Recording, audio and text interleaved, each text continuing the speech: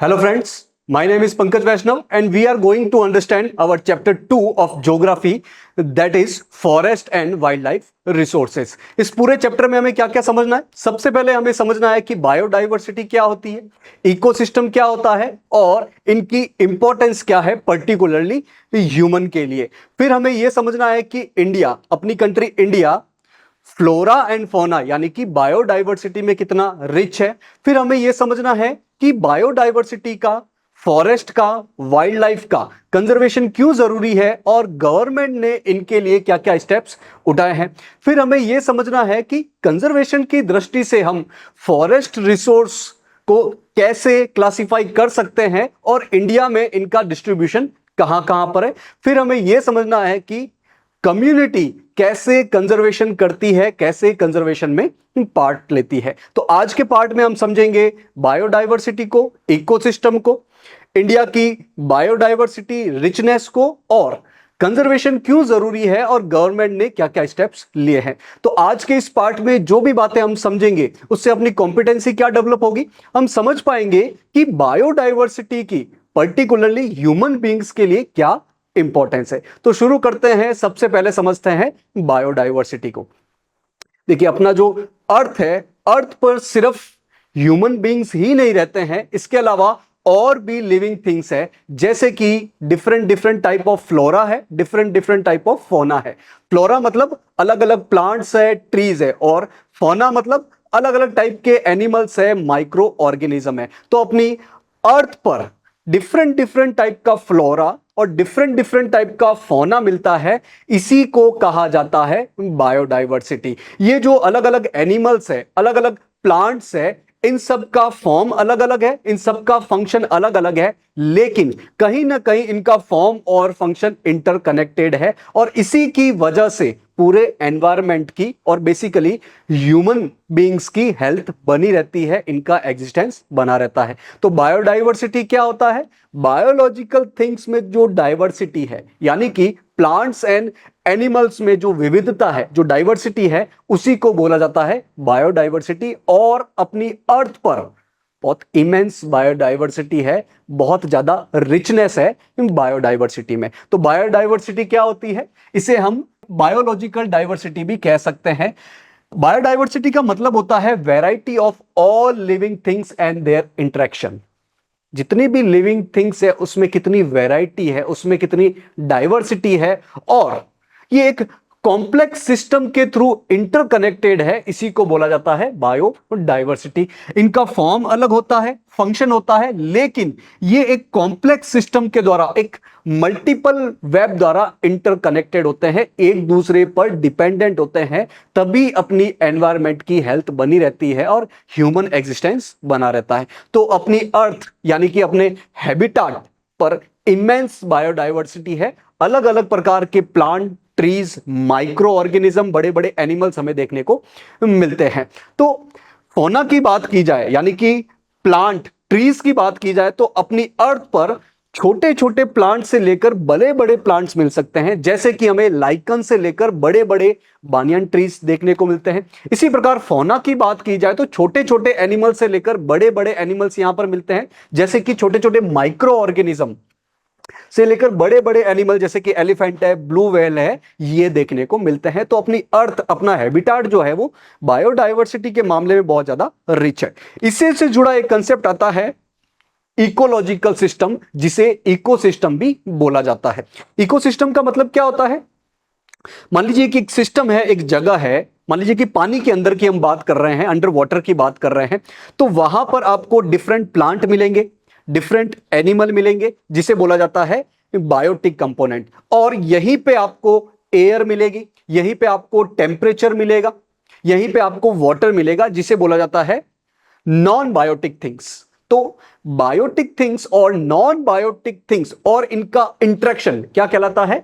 Ecological system या ecosystem कहलाता है। और यह भी एक कॉम्प्लेक्स सिस्टम के थ्रू एक दूसरे पर डिपेंडेंट होते हैं, और इकोसिस्टम का हेल्थ जो है वो ह्यूमन एग्जिस्टेंस के लिए जरूरी है। तो इकोलॉजिकल सिस्टम क्या है? एक कॉम्प्लेक्स सिस्टम है, इसमें ह्यूमंस भी आते हैं, अलग अलग लिविंग थिंग्स भी आती है और नॉन लिविंग थिंग्स भी आती है। लिविंग थिंग्स को बोला जाता है बायोटिक कंपोनेंट और नॉन लिविंग थिंग्स को बोला जाता है नॉन बायोटिक या अबायोटिक कंपोनेंट। ह्यूमन सिर्फ इसका एक पार्ट है, बट डिफरेंट लिविंग थिंग्स है, डिफरेंट नॉन लिविंग थिंग्स है, तो ह्यूमन तो सिर्फ इसका एक पार्ट ही है। और ह्यूमन अपने एग्जिस्टेंस के लिए इकोलॉजिकल सिस्टम या इकोसिस्टम पर डिपेंडेंट रहते हैं। इसी इकोसिस्टम का सबसे इंपॉर्टेंट पार्ट होता है फॉरेस्ट, या जिसे नेचुरल वेजिटेशन भी कह सकते हैं, ट्रीज भी कह सकते हैं, प्लांट्स भी कह सकते हैं। तो फॉरेस्ट जो होते हैं वो इकोलॉजिकल सिस्टम में एक इंपॉर्टेंट रोल प्ले करते हैं। अगर फॉरेस्ट नहीं होगा, यानी कि प्राइमरी प्रोड्यूसर नहीं होगा, तो बाकी लिविंग थिंग्स जो है उनका एग्जिस्टेंस भी नहीं हो पाएगा। प्राइमरी प्रोड्यूसर मतलब कि ये प्लांट्स ही होते हैं, ये ट्रीज ही होते हैं जो कि सनलाइट, एयर, अलग अलग मिनरल्स, वाटर, इनकी हेल्प लेकर फूड प्रोड्यूस करते हैं। फिर इनको जो हर्बीवोर्स होते हैं जैसे कि डियर हो गया, ये इनको खाते हैं। फिर डियर को जो कार्निवोर्स है वो खाते हैं और ये पूरा साइकिल चलता रहता है। तो प्राइमरी प्रोडक्शन का काम जो है वो ट्रीज करते हैं, फॉरेस्ट करते हैं, नेचुरल वेजिटेशन करते हैं। तो किसी भी इकोलॉजिकल सिस्टम के लिए एक इंपॉर्टेंट रोल प्ले करते हैं ये फॉरेस्ट। तो फॉरेस्ट प्राइमरी प्रोड्यूसर होते हैं और जितनी भी लिविंग बीइंग्स है वो इन पर डिपेंडेंट होते हैं फॉरेस्ट पे। तो फॉरेस्ट जो है वो पूरे इकोलॉजिकल सिस्टम का एक तरीके से हम कह सकते हैं कि बेस होता है, एक इंपॉर्टेंट रोल प्ले करता है। ये जो प्लांट्स है, एनिमल्स है और माइक्रो ऑर्गेनिज्म है, वो एयर को, वाटर को, सॉइल को, इनकी क्वालिटी को रिक्रिएट करते हैं। हम हमारे एग्जिस्टेंस के लिए एयर की जरूरत पड़ती है, वाटर की जरूरत पड़ती है, सॉइल की जरूरत पड़ती है। तो इनकी क्वालिटी को वापस एनहांस करने का काम यही प्लांट्स, एनिमल्स और माइक्रो ऑर्गेनिज्म यानी कि different different type of flora and different different type of fauna करते हैं। तो एयर की क्वालिटी को बेहतर करेंगे तभी तो हम अच्छे से ब्रीथ कर पाएंगे, हमारा एग्जिस्टेंस रह पाएगा। वाटर को की क्वालिटी को ये एनहांस कर पाएंगे तो हम अच्छे से पानी की पूर्ति को कर पाएंगे। सॉइल की क्वालिटी को ये एनहांस कर पाएंगे तो हमारा जो फूड है वो भी बड़ी मात्रा में प्रोड्यूस हो पाएगा। तो यानी कि यदि प्लांट्स, एनिमल और माइक्रो ऑर्गेनिज्म नहीं होंगे तो ह्यूमन का एग्जिस्टेंस भी नहीं हो सकता अर्थ पर। ह्यूमन अर्थ पर नहीं रह पाएगा, उसका एग्जिस्टेंस ही नहीं हो पाएगा different different type of fauna और फ्लोरा के बिना। तो अब देखते हैं कि अपनी कंट्री इंडिया में डिफरेंट डिफरेंट टाइप के फ्लोरा और फौना कौन कौन से देखने को मिलते हैं। फ्लोरा क्या होता है, जितने भी प्लांट स्पेसीज है उसे फ्लोरा कहा जाता है। फौना क्या होता है, जितने भी एनिमल स्पेसीज है उन्हें फौना कहा जाता है। और अपनी अर्थ जो है वो फ्लोरा और फौना यानी कि बायोडाइवर्सिटी के मामले में बहुत ज्यादा रिच है। यही रिचनेस हमें इंडिया में भी देखने को मिलती है। इंडिया में भी different different type of flora and different different type of fauna देखने को मिलते हैं। तो India is one of the world's richest country in terms of biodiversity. तो दुनिया में इंडिया का नाम टॉप कंट्रीज में आता है जब हम बायोडाइवर्सिटी की बात करते हैं। लेकिन ये जो बायोडाइवर्सिटी, ये जो फ्लोरा और फौना, ये अपनी डेली लाइफ में इतनी ज्यादा इंटीग्रेटेड है कि हम इनको महसूस नहीं कर पाते हैं, इनको टेकन फॉर ग्रांटेड ले लेते हैं। जैसे कि हम जो फूड है, फूड कहां से प्राप्त करते हैं, प्लांट से प्राप्त करते हैं, फौना से प्राप्त करते हैं।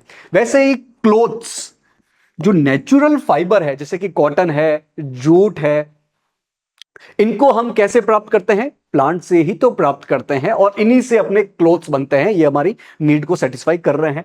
ऐसे ही हमें डिफरेंट डिफरेंट इंडस्ट्रीज के लिए रॉ मटेरियल इन्हीं फ्लोरा से मिलता है। मेडिसिन भी different different type of flora and fauna से मिलता है। इसी प्रकार फ्लोरा एंड फौना जो है वो अपने एनवायरनमेंट को बैलेंस करके रखते हैं।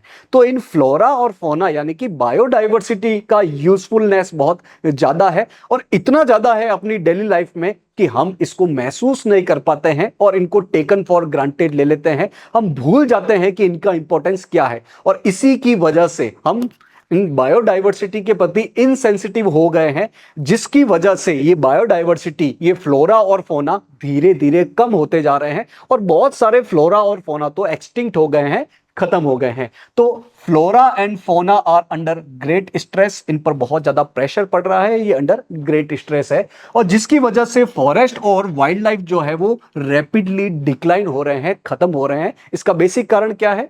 इनको हम टेकन फॉर ग्रांटेड ले रहे हैं, हम इनके प्रति इनसेंसिटिव हो गए हैं। तो इनको बचाना, इनका कंजर्वेशन करना बहुत ज्यादा जरूरी है, क्योंकि इनके कंजर्वेशन के बिना, इनके एग्जिस्टेंस के बिना ह्यूमन एग्जिस्टेंस भी नहीं हो सकता है। सो कंजर्वेशन हैज बिकम एसेंशियल। तो अब कंजर्वेशन के लिए हम क्या क्या करेंगे, इसको हम देखने वाले हैं। तो conservation of forest and wild life in India. अपनी कंट्री इंडिया में फॉरेस्ट और वाइल्ड लाइफ के कंजर्वेशन के लिए हमने कौन कौन से स्टेप्स उठाए हैं, बेसिकली गवर्नमेंट ने कौन कौन से स्टेप्स उठाए हैं, वो हम देखने वाले हैं। सबसे पहले हम ये देख लेते हैं कि कंजर्वेशन क्यों जरूरी है। फ्लोरा एंड फोना यानी कि बायोडाइवर्सिटी का कंजर्वेशन करना क्यों जरूरी है? क्योंकि कंजर्वेशन करेंगे तभी अपनी इकोलॉजिकल डाइवर्सिटी बनी रहेगी, जो कि ह्यूमन एग्जिस्टेंस के लिए जरूरी है। लाइफ सपोर्ट सिस्टम, भाई जो वाटर की क्वालिटी है, एयर की क्वालिटी है, सॉइल की क्वालिटी है, बिना बायोडाइवर्सिटी के, बिना इकोसिस्टम के हेल्थ के ये भी नहीं हो सकती है। तो यानी कि अपना लाइफ सपोर्ट सिस्टम नहीं रहेगा तो ह्यूमन एग्जिस्टेंस भी नहीं रह पाएगा। साथ ही genetic diversity of plants and animals भी बनी रहती है यदि हम कंजर्वेशन करते हैं। यदि हमने डिफरेंट डिफरेंट टाइप के फ्लोरा, डिफरेंट डिफरेंट टाइप के फोना को बचा के रखा, उनका कंजर्वेशन करके रखा, तो हमें डिफरेंट डिफरेंट टाइप की जेनेटिक डाइवर्सिटी भी देखने को मिलेगी। और जेनेटिक डाइवर्सिटी जितनी ज्यादा होती है, जो नए नए एनिमल्स आते हैं उनमें ब्रीडिंग भी अच्छे से होगी और इनका डेवलपमेंट भी, इनका ग्रोथ भी बहुत अच्छे से हो पाएगा। तो इसीलिए हमें फ्लोरा और फोना यानी कि बायोडाइवर्सिटी का कंजर्वेशन करना बहुत ज्यादा जरूरी है। वन लाइन में बात की जाए तो ह्यूमन एग्जिस्टेंस के लिए इनका कंजर्वेशन करना बहुत ज्यादा जरूरी है। कैसे ये जेनेटिक डाइवर्सिटी पूरे फ्लोरा और फोना की हेल्थ के लिए, बायोडाइवर्सिटी की हेल्थ के लिए जरूरी है, इसको एग्जांपल के माध्यम से समझते हैं। जैसे कि हम बात करें एग्रीकल्चर की, तो एग्रीकल्चर जो है वो ट्रेडिशनल क्रॉप वैरायटी पर डिपेंडेंट है। यदि हमने ट्रेडिशनल क्रॉप वैरायटी के जो सीड्स है उनको कंजर्व नहीं किया होता तो अपनी एग्रीकल्चर इतनी ज्यादा ग्रो नहीं कर पाती। ऐसे ही एक और एग्जांपल समझते हैं कि यदि एक्वेटिक बायोडाइवर्सिटी मेंटेन नहीं रहेगी, पानी के अंदर का जो इकोलॉजिकल सिस्टम है वो हेल्दी नहीं रहेगा, तो हम फिशिंग भी नहीं कर पाएंगे, फिशरीज का डेवलपमेंट भी नहीं हो पाएगा। तो इसीलिए हमें कंजर्वेशन करना बहुत ज्यादा जरूरी है। अब ये कंजर्वेशन की शुरुआत, जो पहली फॉर्मल शुरुआत होती है इंडिया में, वो 1960s 70s में होती है, जब जो कंजर्वेशनिस्ट थे, जो लोग एनवायरमेंट के प्रति बहुत ज्यादा सोचते थे, उसका ध्यान रखने का सोचते थे, उन्होंने गवर्नमेंट से डिमांड की कि आप कुछ ना कुछ स्टेप्स उठाओ, कुछ ना कुछ लॉज लाओ, कुछ ना कुछ स्कीम्स लाओ, जिसके माध्यम से हम एनवायरमेंट का कंजर्वेशन कर सके, बायोडाइवर्सिटी का कंजर्वेशन कर सके। तो conservationist demanded a national wild life protection program. तो जो कंजर्वेशनिस्ट थे उन्होंने गवर्नमेंट से डिमांड की कि आप नेशनल लेवल पर वाइल्ड लाइफ प्रोटेक्शन के लिए कुछ ना कुछ प्रोग्राम लाओ, कुछ ना कुछ लॉ बनाओ। तो इसीलिए 1972 में गवर्नमेंट ऑफ इंडिया ने एक एक्ट लाया जिसे हम बोलते हैं wild life protection act. Wild life को प्रोटेक्ट करने के लिए एक एक्ट लाया गया, एक कानून लाया गया। तो it consist various provision for protecting wild life habitat. तो वाइल्ड लाइफ जिस एरिया में रहते थे, उनका जो हैबिटेट था, उसको कंजर्वेशन करने के लिए कुछ लीगल प्रोटेक्शन दिया गया। जैसे कि आपने नाम सुना होगा नेशनल पार्क का, जैसे कि आपने नाम सुना होगा वाइल्ड लाइफ सेंचुरी का। तो ये क्या है? ये वाइल्ड लाइफ हैबिटेट है और इन वाइल्ड लाइफ हैबिटेट को लीगल प्रोटेक्शन है, मतलब यहां पर बहुत सारी ह्यूमन एक्टिविटीज को रेस्ट्रिक्ट किया गया है ताकि वाइल्ड लाइफ का कंजर्वेशन हो सके। इसी लॉ के अंदर, इसी एक्ट के अंतर्गत all India list of protected species को भी पब्लिश किया गया कि कौन कौन से स्पेसीज है, कौन कौन से वाइल्ड लाइफ एनिमल्स है जो कि प्रोटेक्टेड रहेंगे, मतलब इनको आप कैसा भी हार्म नहीं कर सकते हो, ताकि इन वाइल्ड लाइफ का कंजर्वेशन हो सके। तो कुछ एंडेंजर्ड स्पेसीज मतलब अगर इनका हमने ध्यान नहीं रखा तो ये फ्यूचर में खत्म हो जाएंगे, एक्सटिंक्ट हो जाएंगे, हमें देखने को नहीं मिलेंगे। तो ऐसे एंडेंजर्ड स्पेसीज को बचाने के लिए कुछ प्रोविजन लाए गए, जिसमें इनकी हंटिंग पर बैन लगाया गया कि कोई शिकार नहीं करेगा इनका। शिकार नहीं करेगा मतलब इनका कंजर्वेशन हो जाएगा। ऐसे ही इनके हैबिटाट को लीगल प्रोटेक्शन दिया गया, जहां पर टाइगर रहते हैं उनके कुछ एरिया को टाइगर रिजर्व बोल दिया गया। ऐसे ही कुछ अलग अलग एनिमल्स के लिए वाइल्ड लाइफ सेंचुरीज बनाई गई, कुछ नेशनल पार्क बनाए गए, उनको लीगल प्रोटेक्शन दिया गया जिसमें ह्यूमन एक्टिविटीज को रेस्ट्रिक्ट किया गया। ऐसे ही वाइल्ड लाइफ का जो ट्रेड करते हैं कुछ लोग, वाइल्ड लाइफ को मार के इनकी स्किन्स को, इनकी बोन्स को डिफरेंट डिफरेंट कंट्रीज में ट्रेड करते हैं अपने मुनाफे के लिए, उसको रेस्ट्रिक्ट किया गया, उस पर बहुत ज्यादा बड़ी बड़ी सजा का प्रावधान किया गया। तो अलग अलग एंडेंजर्ड स्पेसीज को बचाने के लिए गवर्नमेंट ने अलग अलग प्रोविजन लाए हैं। फिर आती है बात 1986 की, जिसमें और भी कुछ स्पेसीज को प्रोटेक्टेड स्पेसीज की लिस्ट में डाला गया कि हाँ, अब इन एनिमल्स को भी हार्म नहीं कर सकते हैं, इनकी हंटिंग नहीं कर सकते हैं। जैसे कि कुछ बटरफ्लाइज को भी डाला गया प्रोटेक्टेड स्पेसीज की लिस्ट में कि हाँ, इनको हार्म नहीं किया जा सकता। मोथ्स, बीटल और एक ड्रैगन फ्लाई को भी इन प्रोटेक्टेड एनिमल स्पेसीज की लिस्ट में डाला गया ताकि इनका भी प्रोटेक्शन हो सके। हमने देखा था कि बायोडायवर्सिटी में छोटे छोटे प्लांट से लेकर बड़े बड़े प्लांट्स आते हैं, छोटे छोटे एनिमल से लेकर माइक्रो ऑर्गेनिज्म से लेकर बड़े बड़े एनिमल्स आते हैं। तो सभी को बचाना बहुत ज्यादा जरूरी है, इनका कंजर्वेशन करना जरूरी है ताकि बायोडायवर्सिटी अच्छी हो सके, बायोडायवर्सिटी हेल्दी रह सके और अल्टीमेटली एनवायरमेंट हेल्थी रह सके, जिसकी वजह से ह्यूमन एग्जिस्टेंस हो सके। 1991 में प्लांट की 6 स्पेसीज को भी प्रोटेक्टेड स्पेसीज की लिस्ट में डाला गया कि हाँ, इन प्लांट को भी हार्म नहीं कर सकते हैं, इन प्लांट को भी नुकसान नहीं पहुंचा सकते हैं।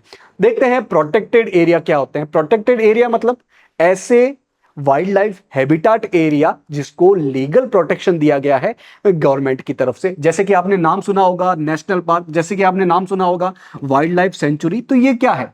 ये ऐसे प्रोटेक्टेड एरिया है, ऐसे वाइल्ड लाइफ हैबिटाट है जिनको लीगल प्रोटेक्शन दिया गया है। यदि आपको इनके अंदर एंट्री करनी है तो आपको परमिशन लेनी पड़ेगी और एक सर्टेन एरिया ऐसा होगा जहां पर आप किसी भी तरीके से एंट्री नहीं कर पाओगे। क्यों?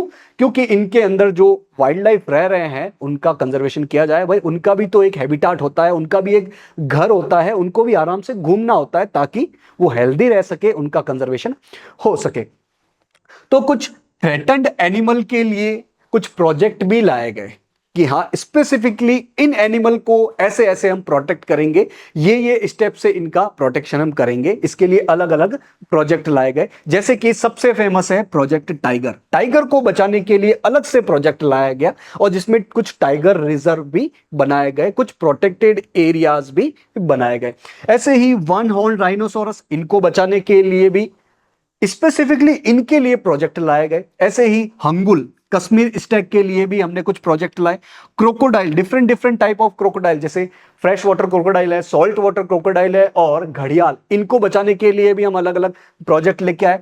एशियाटिक लॉयन, इनको बचाने के लिए भी गवर्नमेंट ने कुछ प्रोजेक्ट लाए, यानी कि स्पेसिफिक एनिमल, कुछ स्पेसिफिक एंडेंजर्ड एनिमल, इनको बचाने के लिए सरकार ने स्पेसिफिकली कुछ प्रोजेक्ट लाए हैं। तो the government also announced several projects for protecting specific animals which were gravely threatened। ऐसे एनिमल्स जिन पे बहुत ज्यादा थ्रेटन था, जो धीरे धीरे खत्म हो जा रहे थे, एक्सटिंक्शन की तरफ जा रहे थे, एंडेंजर्ड थे, उनको बचाने के लिए स्पेसिफिक प्रोजेक्ट लाए गए। जैसे कि टाइगर को बचाने के लिए tiger project, one horn rhinoceros के लिए, कश्मीर स्टैग जिसे अंगुल बोला जाता है, इसके लिए प्रोजेक्ट लाए, different different type of crocodiles के लिए और एशियाटिक लॉयन के लिए, इनके लिए स्पेसिफिक प्रोजेक्ट लाए गए। इसके अलावा कुछ एनिमल्स को फुल या पार्शियल लीगल प्रोटेक्शन भी दिया गया, फुल प्रोटेक्शन या पार्शियल प्रोटेक्शन दिया गया। जैसे कि इंडियन एलिफेंट के लिए, ब्लैक बक जिसे चिंकारा भी कहा जाता है, इसके लिए, ग्रेट इंडियन बस्टर्ड जिसे गोडावन कहते हैं, स्नो लेपर्ड, इनके लिए भी, इनको फुल या पार्शियल प्रोटेक्शन देने के लिए भी कुछ प्रावधान किए गए, कुछ प्रोविजन किए गए और इनके लिए भी कुछ हैबिटाट को लीगल प्रोटेक्शन दिया गया। तो conservation projects are focusing on biodiversity. ये जो कंजर्वेशन प्रोजेक्ट है, ये जो डिफरेंट डिफरेंट टाइप के प्रोजेक्ट है, कुछ लीगल प्रोटेक्शन है, इनका एम क्या है? पूरी बायोडाइवर्सिटी बचनी चाहिए, न कि सिर्फ इसका एक कंपोनेंट बचना चाहिए। ये जो भी प्रोजेक्ट लाए गए हैं कंजर्वेशन के लिए, जो भी काम किए जा रहे हैं, जो भी प्रोविजन लाए जा रहे हैं, इन सब का एम क्या है? हम पूरी बायोडाइवर्सिटी को बचाएं। यदि किसी एरिया में टाइगर है और टाइगर को यदि हम बचा देते हैं तो पूरी बायोडाइवर्सिटी ही बच जाएगी, क्योंकि एक कॉम्प्लेक्स वेब से सब जुड़े होते हैं। टाइगर को बचा लोगे तो सब पूरा हायरार्की बच जाएगा, पूरा फूड वेब का सिस्टम बच जाएगा, यानी कि पूरी बायोडाइवर्सिटी का ही कंजर्वेशन हो जाएगा। तो अब इसी प्रोजेक्ट के बारे में पढ़ लेते हैं जो कि टाइगर के कंजर्वेशन के लिए लाया गया था, प्रोजेक्ट टाइगर। तो हम जानते हैं कि टाइगर जो है वो one of the key wild life species in the food web है। पूरा भी फूड वेब जो है, फूड वेब का मतलब क्या होता है कि डिफरेंट डिफरेंट एनिमल्स एक कॉम्प्लेक्स सिस्टम के द्वारा एक दूसरे पर डिपेंडेंट होते हैं अपने फूड के लिए। ठीक है, जैसे कि ग्रास है, ग्रास को डियर खाएगा, डियर को टाइगर खा जाएगा, टाइगर की जब डेथ हो जाएगी तो उसके जो कंपोनेंट्स है उसको डिग्रेड करने के काम छोटे छोटे माइक्रो ऑर्गेनिज्म करेंगे, फिर वापस वो मिनरल्स सॉइल में चले जाएंगे, सॉइल पर वापस प्लांट उगेगा, ऐसे पूरा साइकिल चलता रहेगा। और ये तो एक वन लाइनर सिस्टम हो गया, इसमें डिफरेंट डिफरेंट सिस्टम होता है। जैसे कि ग्रास को सिर्फ डियर नहीं खाएगा, डिफरेंट डिफरेंट एनिमल्स खाएंगे, डियर को सिर्फ टाइगर ही नहीं खाएगा, अलग अलग एनिमल्स खा सकते हैं, एनिमल्स का degradation different different micro organism कर सकते हैं। तो यानी कि ये जो कॉम्प्लेक्स वेब बना है इसे ही बोला जाता है फूड वेब। तो इस फूड वेब का एक इंपॉर्टेंट स्पेसीज होता है टाइगर। तो इसको यदि हम बचा देंगे तो हम पूरी बायोडाइवर्सिटी को ही बचा पाएंगे।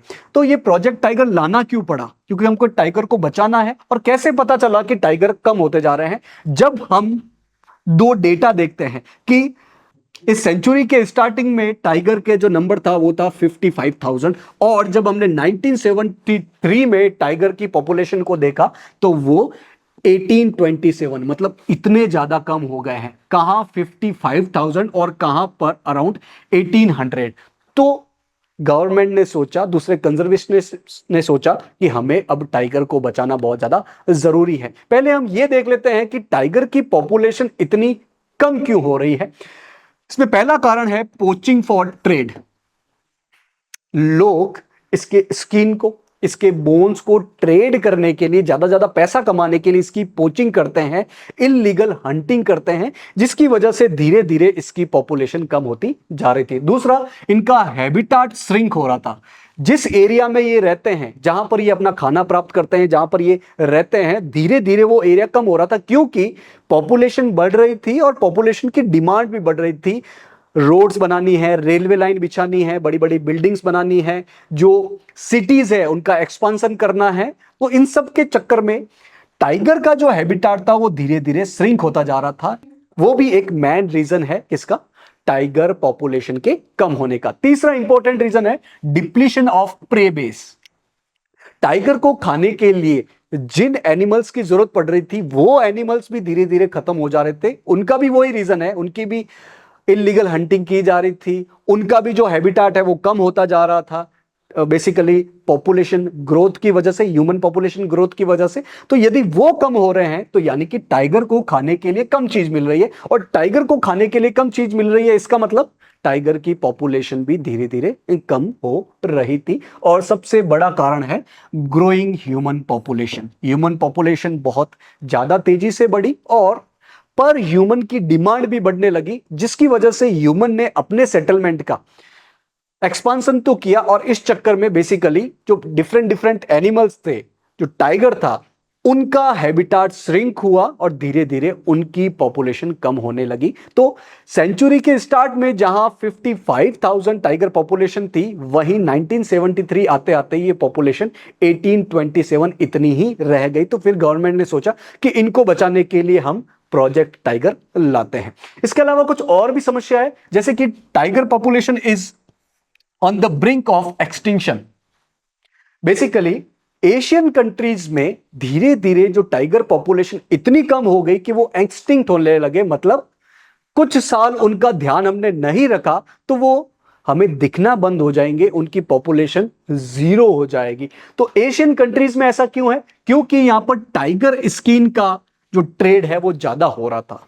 टाइगर की जो स्किन है उसका ट्रेड ज्यादा हो रहा था, इसी वजह से एशियन कंट्री में धीरे धीरे टाइगर पॉपुलेशन इतनी कम हो गई कि वो एक्सटिंक्ट होने लगी। साथ ही टाइगर के बोन का जो ट्रेडिशनल मेडिसिन है उसमें यूज ज्यादा होता था, इसीलिए लोग क्या करते थे, इनकी इलीगल हंटिंग करते थे, इनकी बोन्स को निकालते थे और उन बोन्स का यूज जो है वो ट्रेडिशनल मेडिसिन में करते थे। इसकी वजह से धीरे धीरे टाइगर पॉपुलेशन एशियन कंट्रीज में पर्टिकुलरली इतनी कम हो गई कि धीरे धीरे हमें ये एक्सटिंक्ट नजर आने लगे। एशियन कंट्री में दो स्पेसिफिक कंट्री की बात करते हैं, इंडिया और नेपाल की।